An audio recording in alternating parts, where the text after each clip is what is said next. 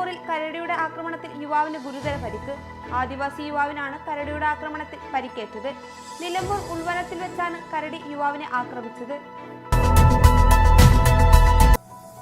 അട്ടപ്പാടി വനമേഖലയിൽ മ്ലാവിനെ വേട്ടയാടി മാംസം പാകം ചെയ്ത കേസിൽ 2 പേർ പിടിയിൽ. കരുവാരക്കുണ്ട് തരിശിലെ സാമ്പ്രിക്കൽ ഗഫൂർ, തെക്കത്ത് നാസർ എന്നിവരെയാണ് Karuvarakundu deputy forest range officer P Sajeevan arrest ചെയ്തത്. വിപണിയിൽ 13.5 ലക്ഷം രൂപ വില വരുന്ന MDMA-യുമായി സ്ത്രീയടക്കം 3 പേർ വണ്ടൂർ എക്സൈസിലെ പിടിയിലായി. താമരശ്ശേരി വെളിവണ്ണ സ്വദേശി പാലാട്ട് ഷിഹാബുദ്ദീൻ, നിലമ്പൂർ സ്വദേശി പഴയകാലത്ത് മുഹമ്മദ് ഇജാസ്, തിരുവമ്പാടി മാട്ടുമ്മൽ ഷാക്കിറ എന്നിവരാണ് പിടിയിലായത്.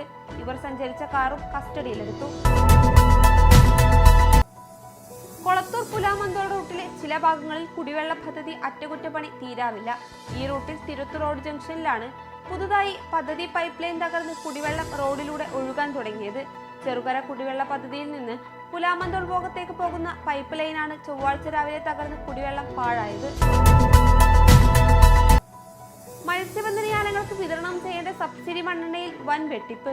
പൊന്നാനിയിൽ അനധികൃതമായി സൂക്ഷിച്ച 700 ലിറ്ററോളം മണ്ണെണ്ണ താലൂക്ക് സപ്ലൈ ഓഫീസറുടെ നേതൃത്വത്തിലുള്ള പരിശോധനയിൽ പിടിച്ചെടുത്തു. മത്സ്യഫെഡ് മുഖേന വിതരണം ചെയ്യുന്ന മണ്ണെണ്ണയാണ് പൊന്നാനി അലിയാർ പള്ളിക്ക് മുൻവശത്തെ കെട്ടിടത്തിൽ നിന്ന് പിടിച്ചെടുത്തത്. തിരൂരിൽ 11 മാസം പ്രായമായ പിഞ്ചുകുഞ്ഞിനെ കൊലപ്പെടുത്തിയ കേസിൽ പ്രതികളുമായി തിരൂർ പോലീസ് തെളിവെടുപ്പ് നടത്തി.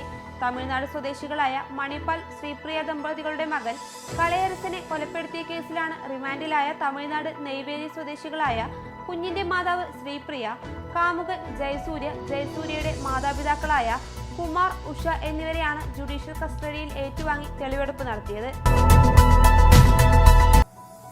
3 മണിക്കൂറിനുള്ളിൽ 2 ലാബുകളിൽ നടത്തിയ രക്തപരിശോധനകളിൽ വ്യത്യസ്ത ഫലം. മഞ്ഞപ്പിത്തം കുറവായിട്ടുണ്ടോ എന്നറിയാൻ നൽകിയ മരുത സ്വദേശിയായ യുവതിക്കാണ് അനുഭവം ഉണ്ടായത്. 3 ആഴ്ച മുമ്പാണ് ഇവർക്ക് രോഗം ബാധിച്ചത്.